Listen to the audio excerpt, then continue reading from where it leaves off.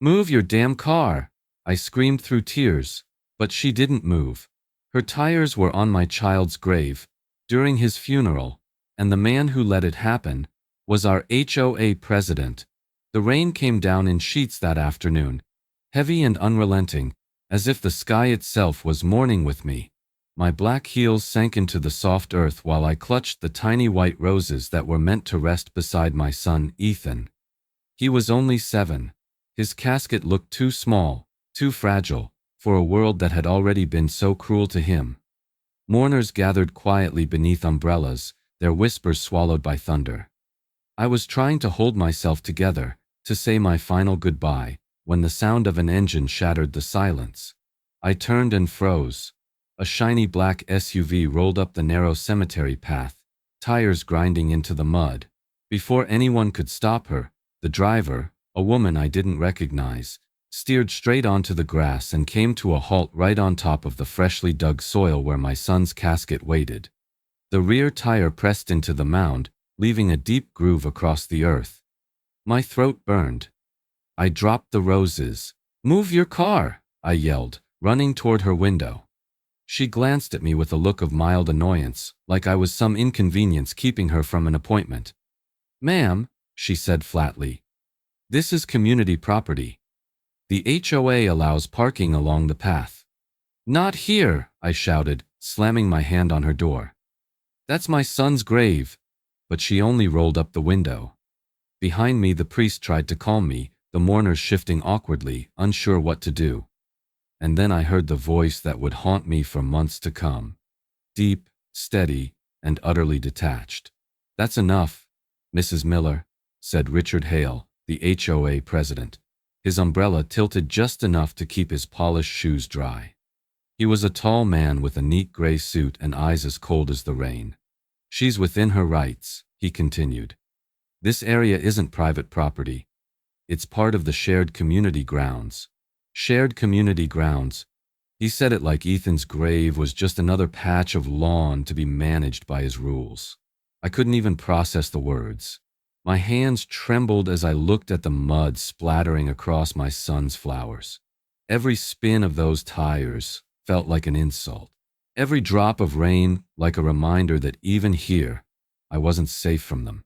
I knelt beside the grave, pressing my palm into the wet soil. The pastor hesitated mid-prayer, his voice faltering as tension hung heavy in the air.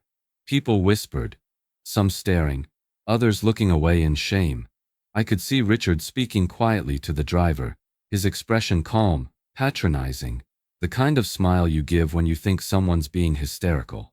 Then, without a single word of apology, the woman shifted into reverse, spinning her tires and throwing mud over Ethan's white flowers. The car disappeared up the hill, leaving tire tracks carved across the grave of a 7-year-old boy. I stood there, drenched, shaking, and hollow. My friends tried to pull me back under the tent, but I couldn't move.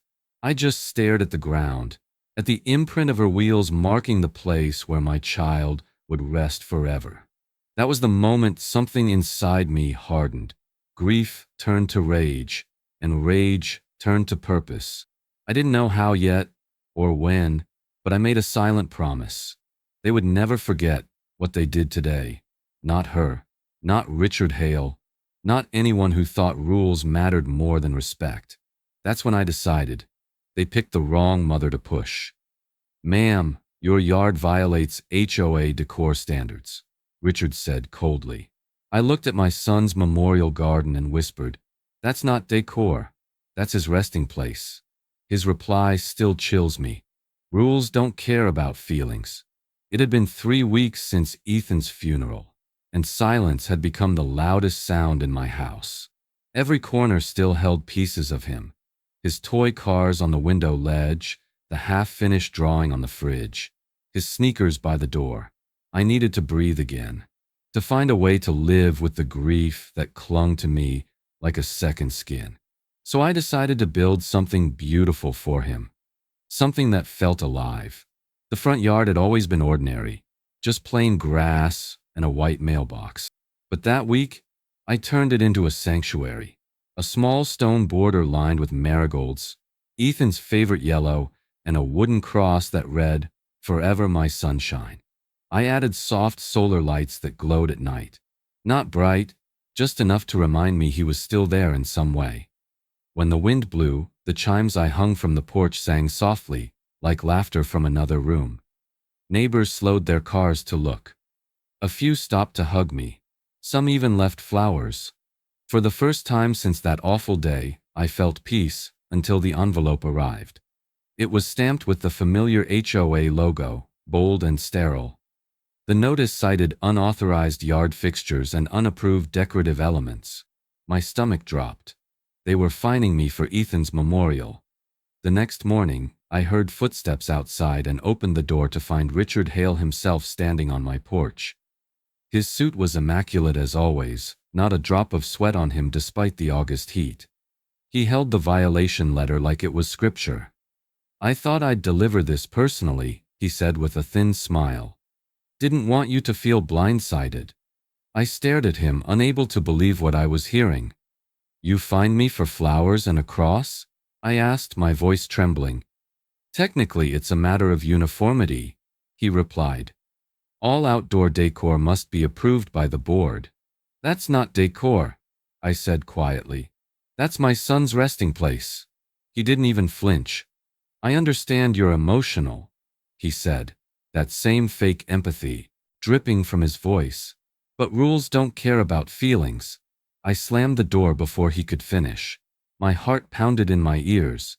I leaned against the wall, staring at Ethan's picture on the entry table, his smile frozen in time. That night I sat beside his photo and whispered, "I'm trying, baby.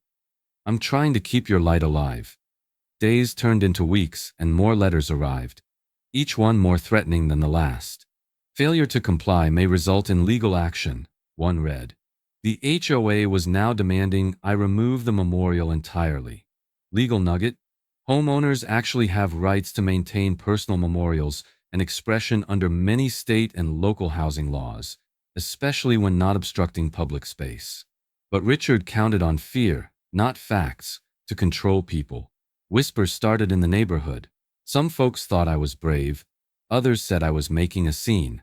I could feel their eyes as I walked to my mailbox each morning. Every whisper burned like salt in a wound that hadn't healed. Still, I refused to take it down. I watered Ethan's flowers every evening and lit his candles each night. This was my home, his home, and no rulebook was going to take that away from us. But one night, as I looked out the window around midnight, I saw something that made my blood run cold. A tall figure stood in the yard, camera flashing, notebook in hand. It was Richard. He was photographing my son's garden, and that's when I knew. This wasn't about rules anymore. It was personal. It was harassment. He banged on my door yelling, "You'll take those lights down, or we'll fine you again." I stared him dead in the eyes. "Try it." That's the day our quiet neighborhood turned into a battlefield. I used to think my little cul-de-sac was peaceful. Birds chirped in the morning, kids played hopscotch in the afternoons, and the air smelled of barbecue on weekends. But after I refused to remove Ethan's memorial, that peace evaporated overnight. The next week, I got 3 new letters from the HOA. Each one accused me of something different.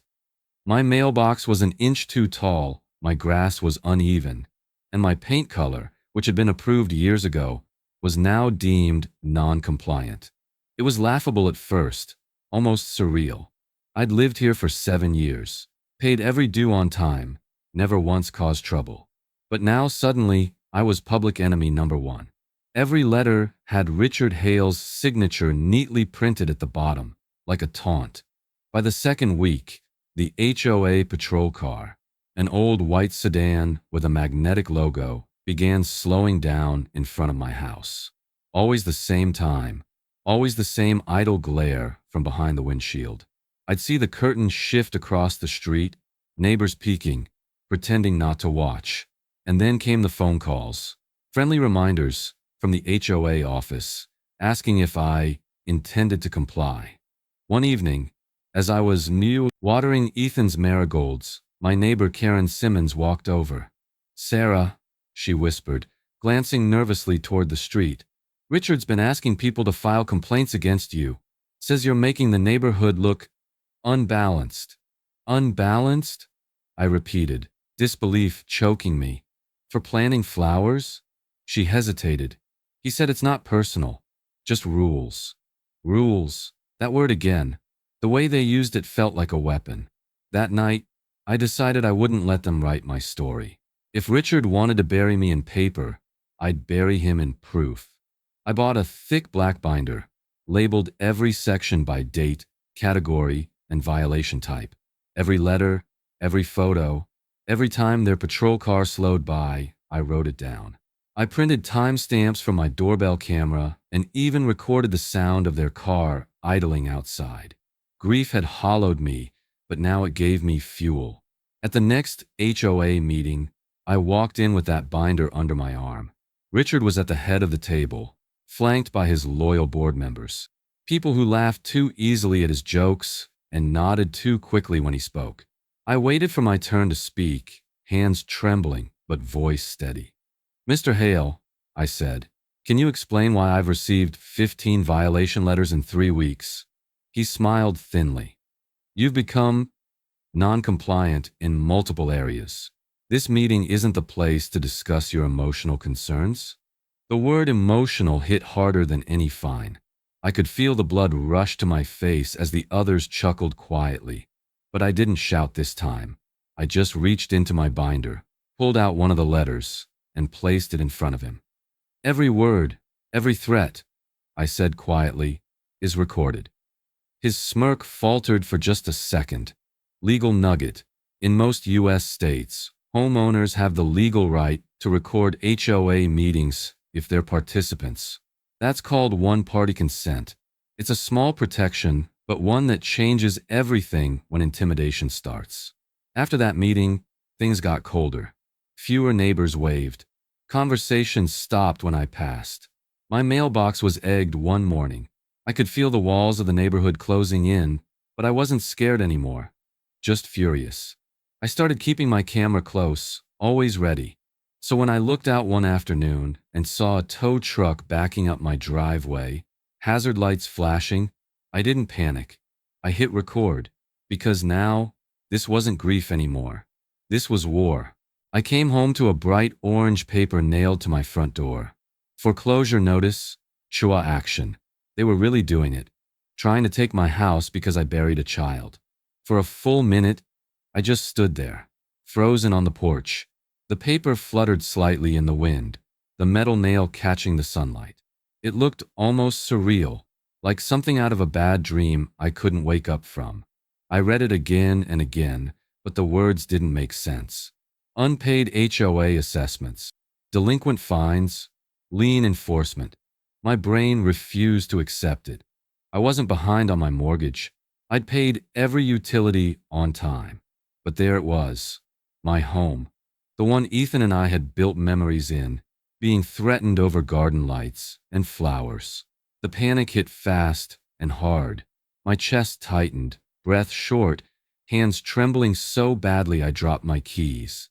I ripped the notice off the door and stumbled inside, feeling like the walls were closing in. That night, I didn't sleep.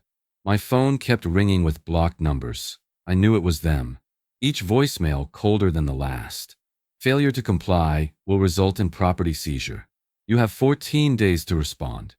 By 2 a.m., I was curled on the couch, clutching Ethan's photo, whispering his name like a prayer.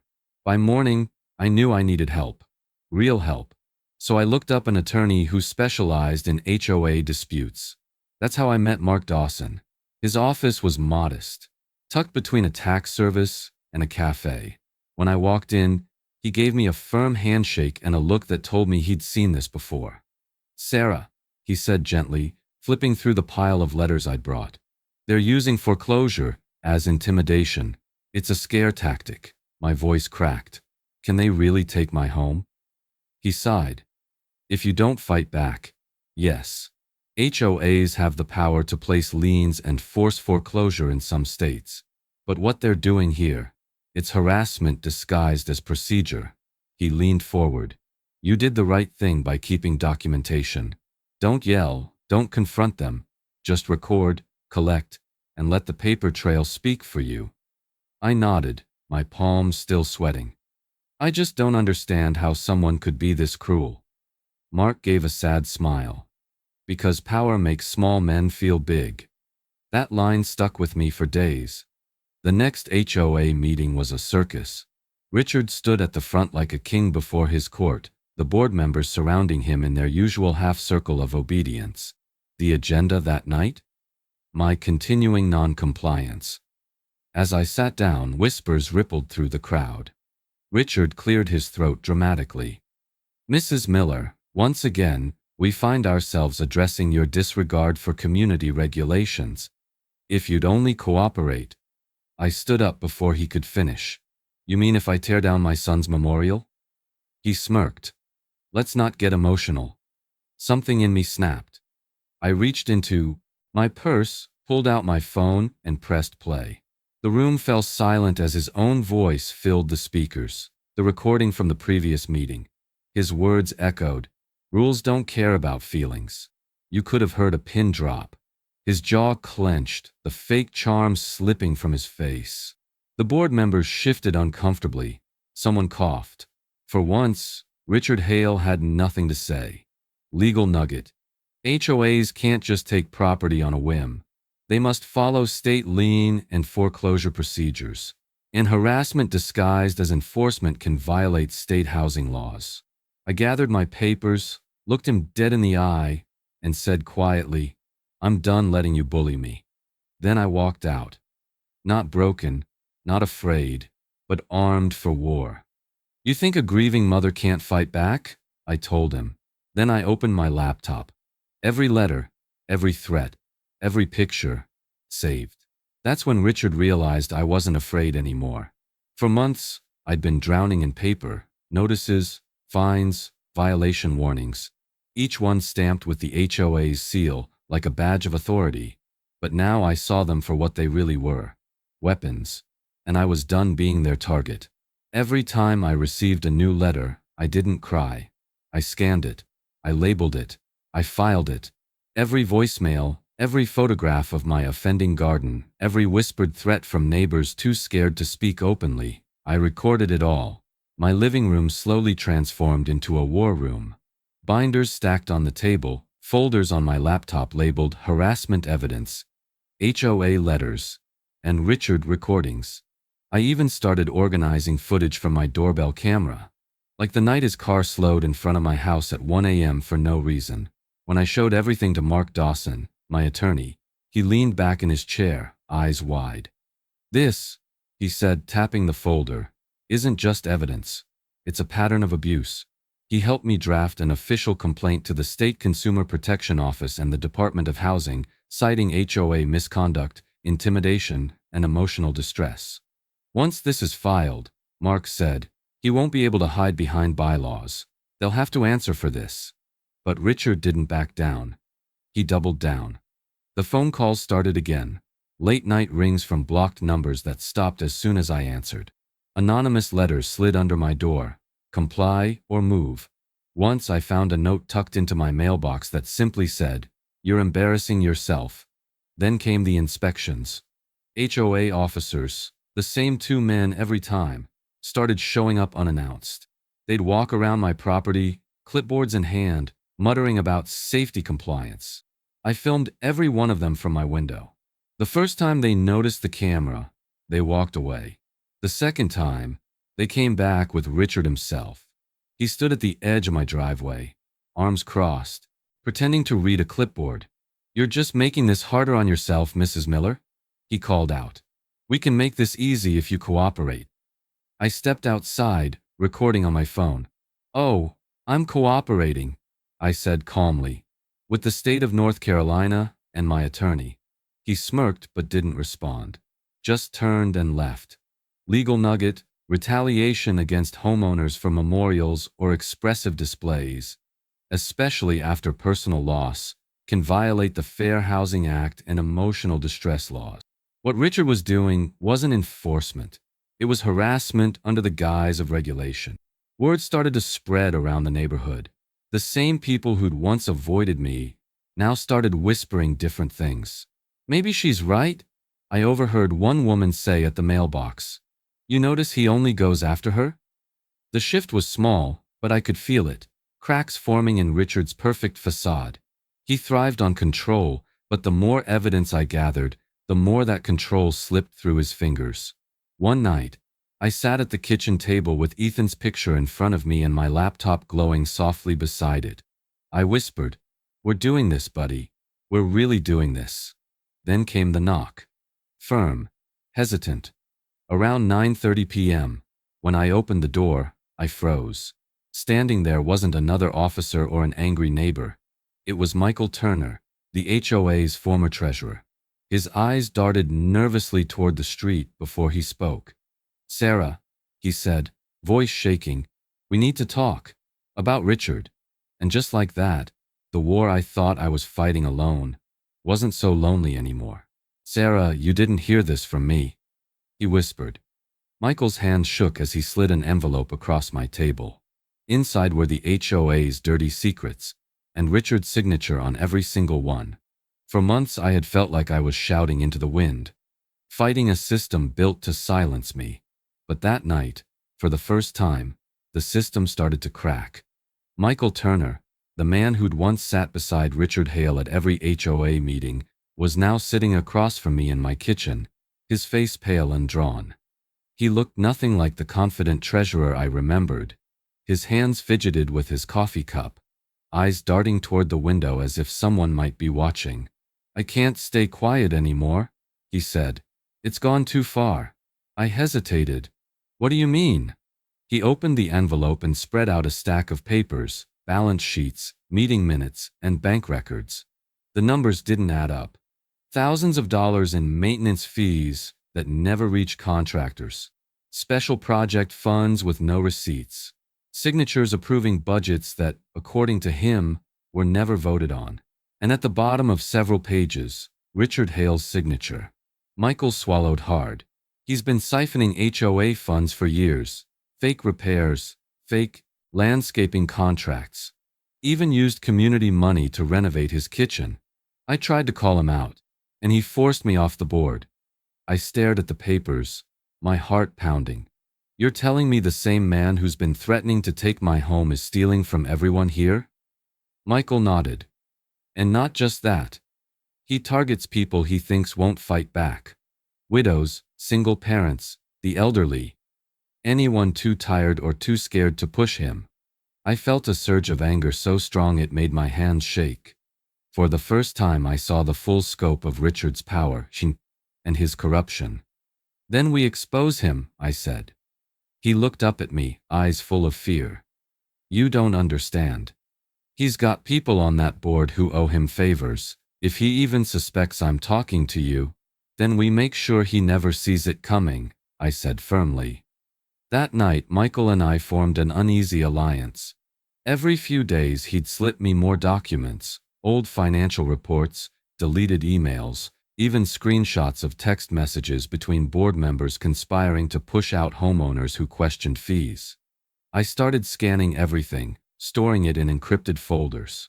Legal nugget: misusing HOA funds isn't just unethical, it's embezzlement, a felony offense under state law.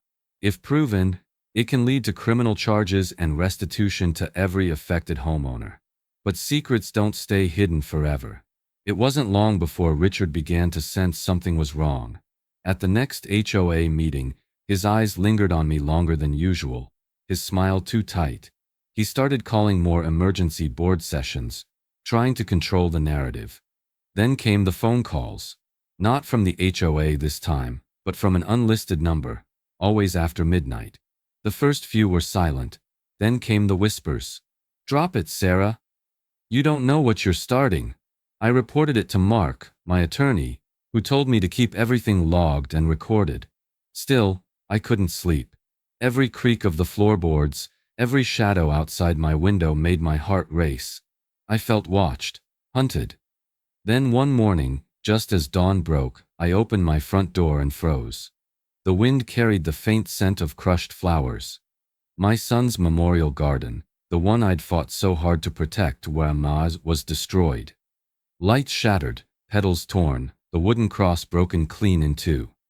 I fell to my knees, my throat tight with disbelief and rage.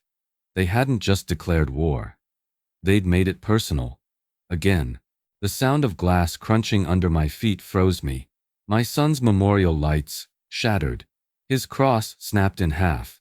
And the cameras the HOA installed, malfunctioned, they said. The morning air was still unnervingly quiet when I stepped outside with my coffee. For a moment everything looked normal. The dew on the grass, the soft glow of sunrise spreading across the street. Then I looked down.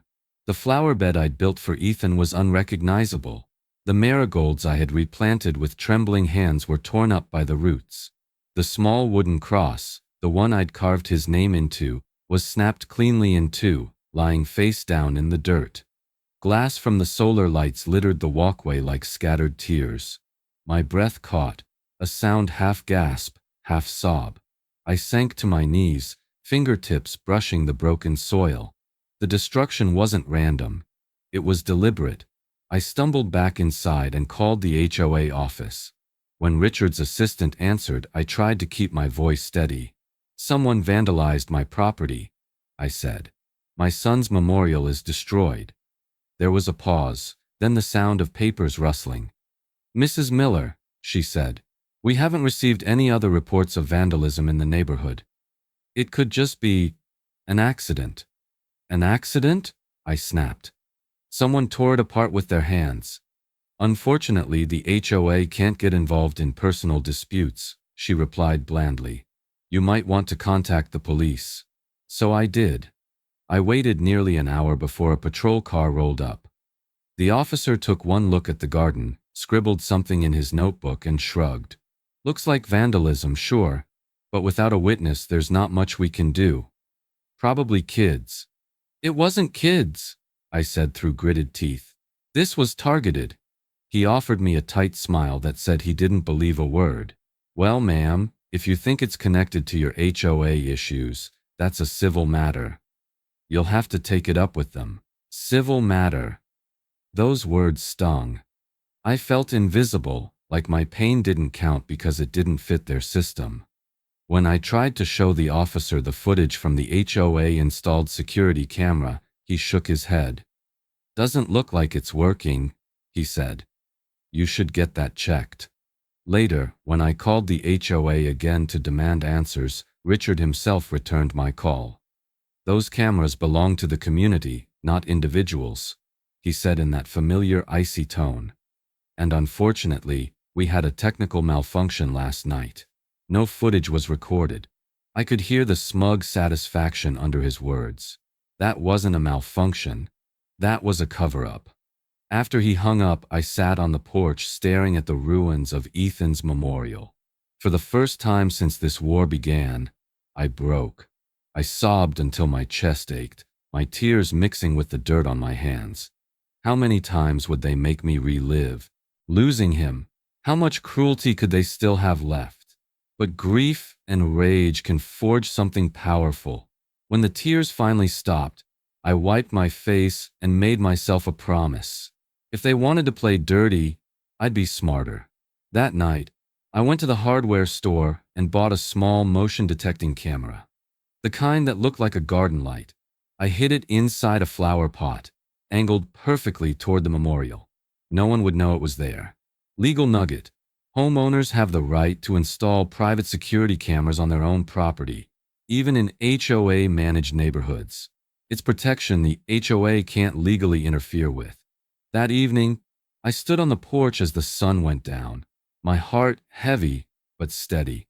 "You can break things," I whispered, "but you can't break me." 2 nights later, at 2:37 a.m., that camera turned on, and it caught a face I'll never forget. There he was, on my own footage, laughing as he kicked over my son's grave marker. I nearly dropped the camera. The man who preached community values had just destroyed everything sacred to me. The morning I watched that footage, I felt my blood turn to ice. I'd been reviewing the recordings from the hidden garden camera, half expecting to see nothing but stray cats or a raccoon. But then, at 12:41 a.m., Motion triggered the lens. The image flickered, grainy but clear enough to see a tall figure stepping out from the shadows. He wore a dark jacket, gloves, and a baseball cap pulled low, but when he turned toward the memorial, the porch light caught his face. Richard Hale. I gasped so loud the coffee mug slipped from my hand and shattered across the floor. My knees went weak as I pressed replay over and over, just to be sure my eyes weren't lying. But there he was again, the HOA president himself, kicking over my son's cross, stomping on the flowers, then laughing as he wiped his shoes on the grass. It wasn't enough for him to find me, threaten me, or try to take my home. He had to desecrate Ethan's memory too. Hands shaking, I called Mark Dawson, my attorney. "I have him," I said, barely able to speak through my fury. "On camera. He did it himself." Within the hour, I was sitting in his office, laptop open, as we watched the video together. Mark leaned back slowly, eyes narrowing. "This isn't just harassment anymore," he said. "This is criminal destruction of property and intimidation." We filed a report with the local police that same afternoon. The officer who'd brushed me off weeks earlier looked pale as the video played. That's your HOA president?" he asked, shifting uncomfortably. "Not for much longer," I replied. Mark didn't stop there. He sent copies of the footage to the local news station, and by evening, my phone was lighting up with messages. The story spread like wildfire through neighborhood chat groups, Facebook pages, and community forums. HOA president caught vandalizing grieving mother's memorial. That was the headline. By the next morning, the neighborhood was buzzing. People I hadn't spoken to in months stopped by just to say, "We saw it. We believe you." Others were furious, demanding an emergency board meeting. 2 members of the HOA resigned that week, publicly citing ethical disagreements. Richard, however, did what arrogant men always do when they're cornered. He tried to flip the story. He held a press statement claiming the footage was edited and taken out of context. He called me vindictive and accused me of tarnishing the reputation of our community. Then, just when I thought he couldn't sink any lower, he filed a lawsuit against me for defamation. The audacity made my jaw clench. I hadn't defamed him. I'd caught him. Legal nugget. In one-party consent states, it's completely legal for homeowners to record audio and video on their own property without needing permission from others. The footage was airtight, admissible, and unshakable. Mark smiled when I told him about the lawsuit. "Let him dig his own grave," he said. "He's handing us the final nail in his coffin." That night, I sat on my porch, the air thick with tension and summer heat. The garden was quiet now, newly replanted, the cross repaired. Ethan's light flickered softly again. I whispered to the night, "We're almost there, baby. Justice is coming," because Richard Hale thought he could silence me in court. He forgot one thing: I had proof. "Mrs. Miller," his lawyer sneered, "you're emotional, not factual." I smiled and hit play on the video. When Richard's face filled the courtroom screen, the jury gasped in unison. Courtrooms have their own kind of silence, thick, suffocating, and charged with judgment. The day of the trial, that silence followed me from the marble steps to the witness stand. Richard Hale sat at the plaintiff's table in a tailored navy suit, his smirk faint but confident. To him, this was supposed to be the grand finale, the day he humiliated the woman who dared to fight back. He'd sued me for defamation, claiming I'd irreparably damaged his reputation by sharing the vandalism footage. But what he didn't count on was that I wasn't coming to defend myself. I was coming to destroy his lies. My attorney, Mark Dawson, had filed a countersuit for harassment, property damage, and emotional distress. When the judge called the room to order, Richard's lawyer, a sharp-tongued man in an expensive gray suit, wasted no time attacking. "Your Honor, the defendant, Mrs. Miller, has engaged in a vindictive campaign to defame my client. The so-called video evidence lacks authenticity and context." Mark didn't even blink. "Your Honor," he said calmly, "the only context needed is the truth." When I took the stand, Richard's lawyer circled like a vulture. Mrs. Miller, he said, pacing. Isn't it true that you've had emotional issues since the passing of your son? My stomach tightened, but I kept my voice steady. I'm a grieving mother, not an unstable one. He smirked. Perhaps grief has clouded your judgment. You've accused an entire homeowners association of harassment, and now my client of a crime, based on circumstantial evidence and emotion. That's when I smiled. Slowly. No, I said. Based on this. I nodded to Mark, who dimmed the courtroom lights and pressed play on the laptop. The projector screen flickered to life. And there he was, Richard Hale, in full color and clarity, standing in my yard past midnight, kicking over my son's memorial and laughing. Gasps echoed through the room. The jury leaned forward. One woman covered her mouth. Even the judge's expression hardened. Richard's lawyer froze mid-step. Is that your client? Mark asked coolly. The lawyer stammered. That could be anyone. Mark zoomed in. The timestamp matches the HOA patrol logs. The car in the background, registered to Mr. Hale. The voice captured in the footage? He turned to the jury. We had it analyzed. It's a match. Richard's face had gone pale, sweat forming at his temple. He glanced toward the door, as if already imagining his exit. Legal nugget. Federal housing protections under the Fair Housing Act explicitly forbid HOAs from retaliating or penalizing homeowners for bereavement memorials or displays of personal expression related to grief. Richard hadn't just broken moral boundaries, he'd violated federal law. When the video ended, the room was dead silent. You could hear the hum of the air conditioner. The judge cleared his throat, his tone like a blade. Mr. Hale, he said, would you like to explain your actions? Richard's lawyer jumped in, trying to object, but the judge cut him off sharply. Sit down, counsel, and consider this your warning. Any further misrepresentation of evidence, and I'll have you held in contempt. The trial recessed for lunch, but no one left the room the same. The neighbors who had come to watch looked stunned. A few whispered apologies as I walked past. I sat in the hallway, trembling but relieved. For the first time in nearly a year, I could feel the tide turning. When we reconvened, the judge leaned forward, hands clasped.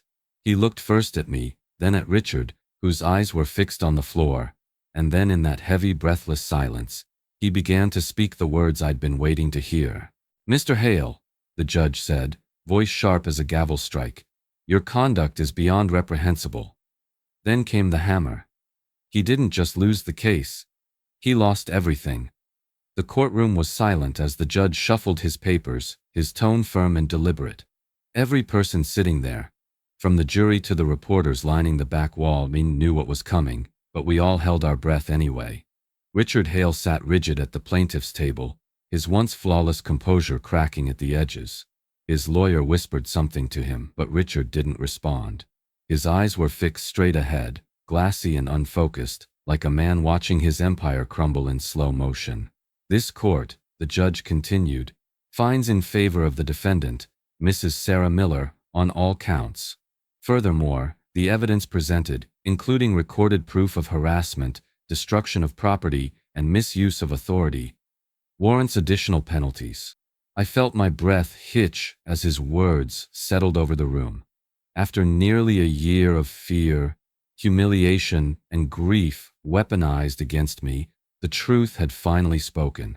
The judge leaned forward, his gaze cutting through Richard like a blade. You abused your power, manipulated your neighbors, and inflicted harm on a grieving mother for personal satisfaction. This court will not tolerate such cruelty. He paused, then delivered the words that made the courtroom erupt in whispers. Mr. Hale, you are hereby ordered to pay full restitution for property damages, emotional distress, and legal expenses incurred by Mrs. Miller, totaling $218,000. Richard's lawyer's face drained of color. Mine, on the other hand, burned with disbelief. Mark Dawson, my attorney, squeezed my shoulder, a quiet acknowledgement that we'd done it. But the judge wasn't finished. In addition, the Homeowners Association under your leadership is found negligent and will be subject to an independent financial audit. Pending results, the HOA will face fines and possible restructuring under state supervision. A murmur rippled through the courtroom. Reporters scribbled furiously. Across the aisle, several HOA board members looked as if they wanted to vanish. And finally, the judge added, his voice firm and cold, Mr. Hale will issue a formal public apology to Mrs. Miller, to be recorded and filed as part of this ruling. You could practically hear Richard's pride shatter. He stood there, jaw tight, refusing to meet my eyes. His attorney tugged at his sleeve, whispering, "Do it." Richard's voice came out low, strained.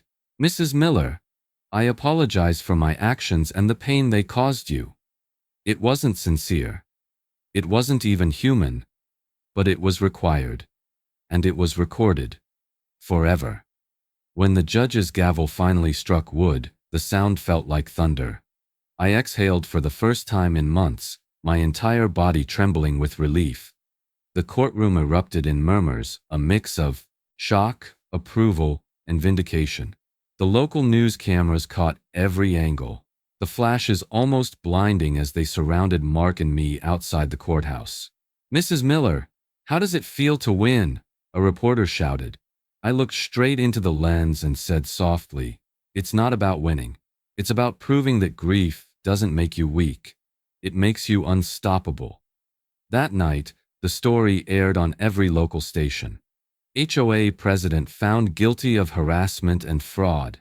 The headline ran under my photo and Ethan's garden, finally restored and glowing with light. Neighbors who had once looked away now stopped by with flowers and apologies. One even admitted, tearfully, "We should have stood by you sooner." The next morning, as the sun rose over the cul-de-sac, I stood in the yard, barefoot in the cool grass, the marigolds bright and alive again. The nightmare was over. Justice had been served. Or so I thought. Because Richard Hale's punishment wasn't over yet. Justice, it seemed, had one more surprise waiting for him. The same neighbors who once feared him were now cheering outside his house. Richard Hale, once untouchable, was being escorted out in handcuffs. And I, the mother he mocked, stood watching, unbroken. The news broke like wildfire.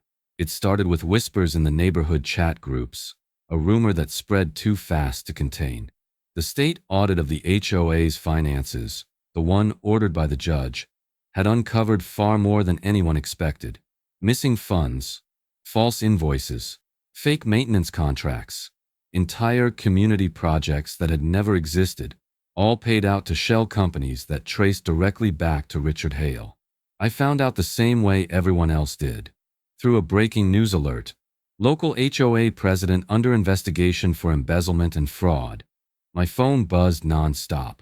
Neighbors who had once crossed the street to avoid me were now flooding my messages with apologies and links to the story. Some were angry, others just couldn't believe how far his corruption had gone. But I could. I'd seen what power did to him up close. 2 days later, the street was lined with flashing lights. Police cars idled outside Richard's immaculate home as officers carried out boxes of documents and hard drives.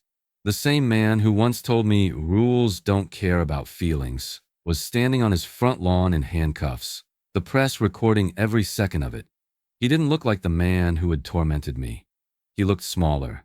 His crisp shirt was wrinkled, his tie askew, his expression blank. The neighbors stood in clusters along the sidewalk, murmuring. Some recorded on their phones. When the officers guided him toward the squad car, someone clapped. Then another. Then another. Within seconds, the street erupted in applause, and I stood there on my porch, arms folded, watching justice finally arrive. It wasn't triumph I felt. Not really. It was release. The tightness that had gripped my chest for months eased with every step they took him away from that house. For the first time in a year, the air didn't feel poisoned. The investigation that followed was relentless. Auditors traced over $300,000 in misappropriated HOA funds. Richard had forged board votes to approve his own projects, falsified receipts for repairs that never happened, and even used community money to pay for his own landscaping and private security system. The betrayal ran deep. He'd stolen from the very people he claimed to protect. Michael Turner, the former treasurer who had risked everything to expose him, was appointed interim HOA president. At the first community meeting under his leadership, the atmosphere was completely different: open, respectful, and free of fear.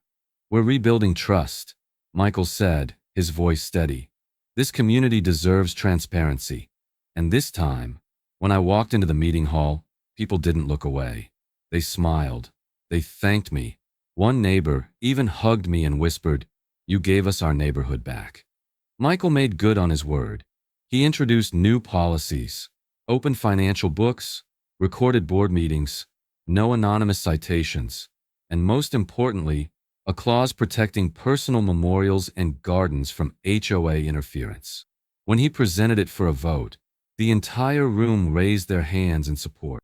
For once, I felt something I hadn't felt in so long: peace. A week later, I got a call from the mayor's office. They were hosting a town hall about HOA accountability and wanted me to speak. "Your story inspired change," the coordinator said. "You showed people what happens when one person stands up."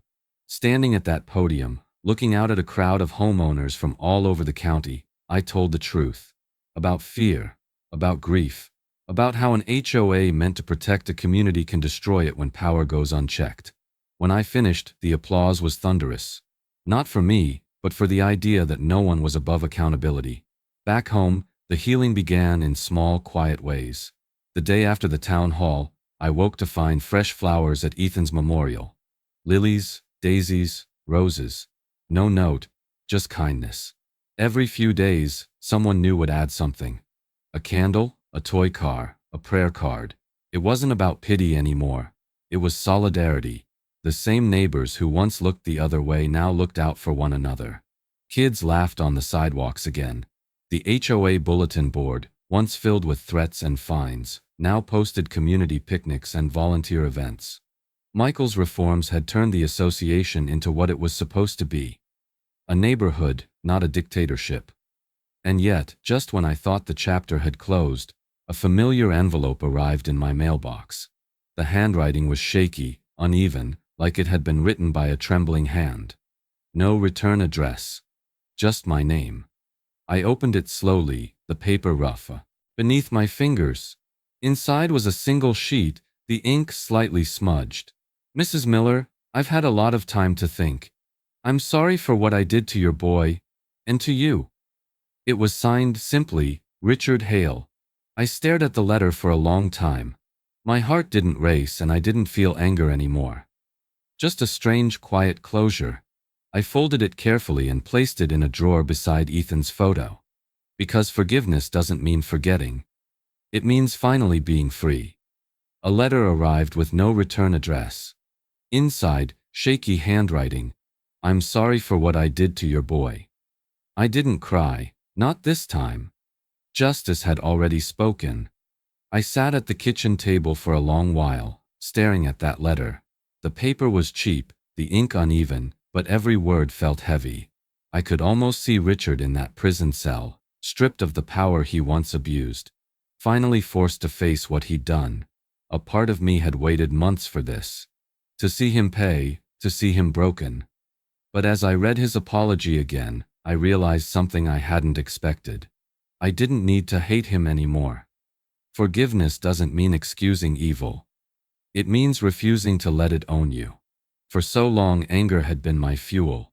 It kept me standing when everything else tried to knock me down.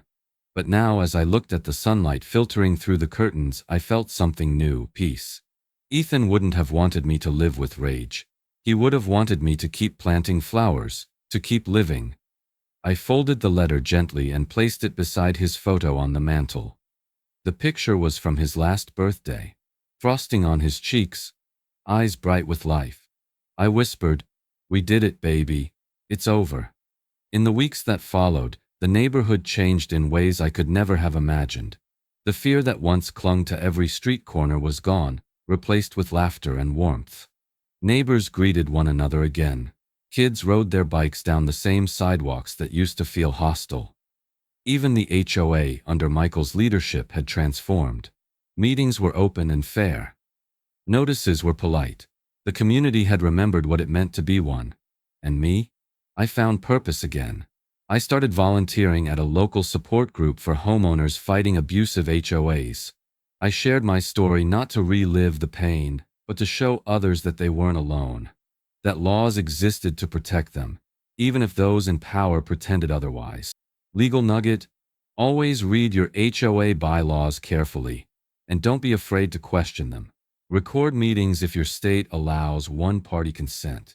Keep copies of every notice, and if you suspect corruption, contact your state housing regulators or consumer protection office.